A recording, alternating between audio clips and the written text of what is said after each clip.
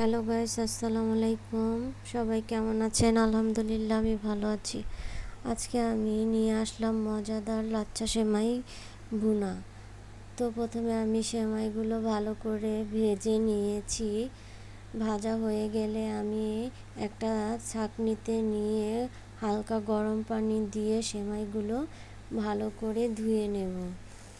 তো ধোয়া হয়ে গেলে আমি একটা কড়াইয়ের মধ্যে কিছুটা ঘি দিয়ে দেব। ঘি দিয়ে ঘিটা একটু নাড়াচাড়া করব। ঘিটা গলে আসলে এর মধ্যে আমি নারকেল কোড়া দিয়ে দিব। নারকেল কোড়া দিয়ে একটু নেড়ে চেড়ে এর মধ্যে দুধ আর চিনি দিয়ে দেব।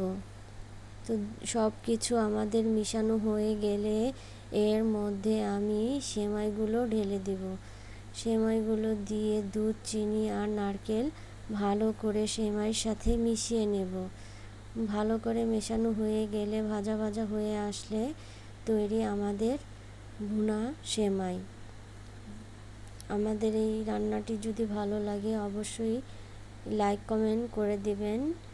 আর যদি ইউটিউব থেকে দেখে থাকেন অবশ্যই সাবস্ক্রাইব করে পাশে থাকবেন। ধন্যবাদ।